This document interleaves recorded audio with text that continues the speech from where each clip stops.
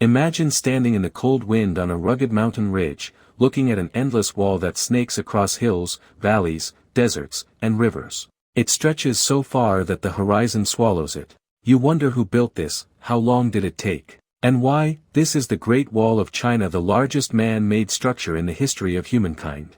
A masterpiece that did not take years, or decades but nearly 2,000 years to complete. Not by a single ruler but by generations of dynasties. Not by a handful of people but by the hands of hundreds of thousands, soldiers, laborers, farmers, many of whom never lived to see its completion. Centuries ago China was not a single country. It was a land of warring states, each one building walls to defend their borders from nomadic raiders. Then came Emperor Qin Shi Huang, the first ruler to unite these states under one empire in 221 BC. He had a vision, a single mighty barrier that would protect his land from northern invaders. And so began the merging of those scattered walls into one colossal structure.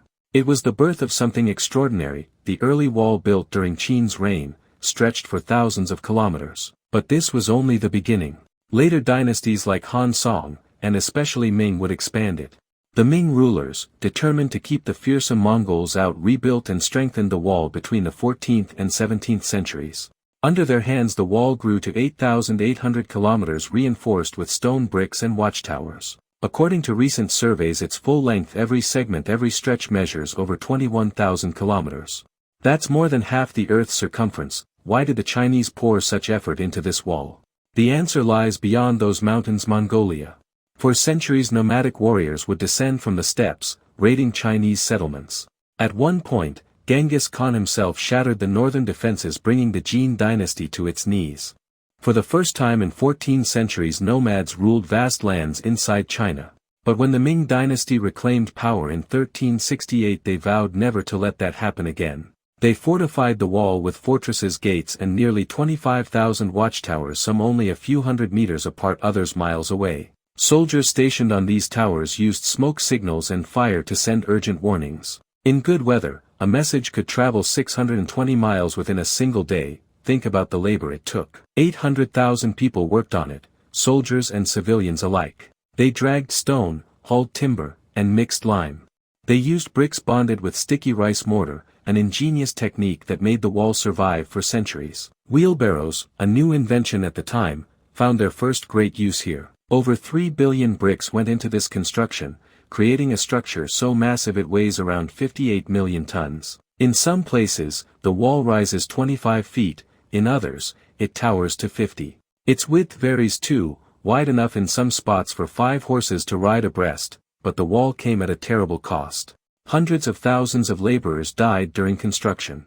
Many were buried where they fell, their bones becoming part of the foundation. For this reason, the Great Wall is sometimes called the longest graveyard in the world. Emperor Qin, known as a ruthless ruler, forced countless citizens into labor.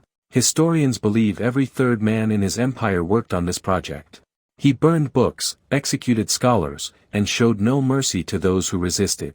Yet he left behind a legacy that still stands after 2 millennia. Over time, stories grew around the wall. One of the most famous claims was that it could be seen from the moon. For years this was widely believed until NASA confirmed it wasn't true. You can see it from low Earth orbit, yes, but not from the moon. Another tale says the wall's foundations were laid on human bones. While bones were indeed found, historians explain they belonged to workers who died during construction, not as part of some gruesome ritual. Then there are folk tales like the story of a young woman named Meng Jiangnu who searched for her husband among the workers only to discover he had died. Heartbroken, she wept so bitterly that a section of the wall collapsed. It's just a legend, but it shows how deeply the wall lives in Chinese imagination. One story, though, is more curious than tragic. During the Ming era, an engineer calculated that building a crucial pass would require exactly 99,999 bricks. When the officials doubted him, they declared that if he miscalculated even by 1 brick, the workers would be punished. When the construction ended, 1 brick remained unused. The engineer calmly claimed it was placed there by the gods and warned that moving it would bring disaster.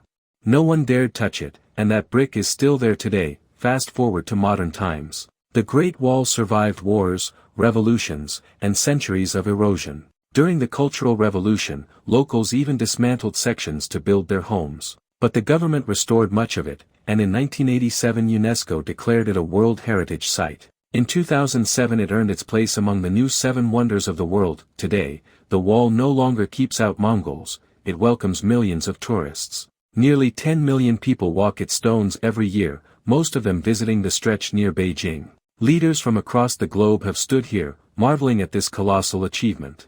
There's even an annual marathon on the wall where thousands test their endurance on its steep slopes. And for China, it's not just history, it's a symbol of strength and perseverance, generating billions in tourism revenue. So, as you picture that endless line of stone and brick disappearing into the mountains, think about this: it's not just a wall. It's a story of ambition, fear, power, and sacrifice.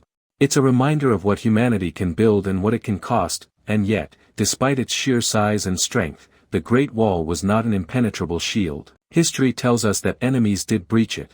Sometimes through sheer force, sometimes through betrayal. Armies would bribe guards or find weak points where the wall was poorly manned. So while the wall symbolized defense, its real power lay more in its psychological impact.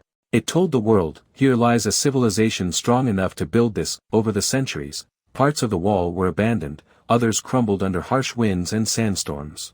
In the deserts of Gobi, the sun baked its bricks for hundreds of years, while in the mountains of Hebei, snow gathered on its watchtowers like silent sentinels. Nature tried to reclaim it, but the wall endured.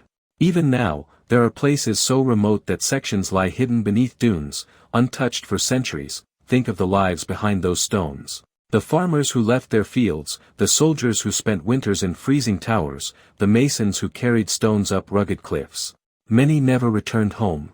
Their sweat and blood are part of this colossal structure. For them, it was not a wonder it was backbreaking labor, often under threat of punishment. But unknowingly, they were building something that would outlive dynasties, emperors, and even entire civilizations. Time moved on. Empires rose and fell.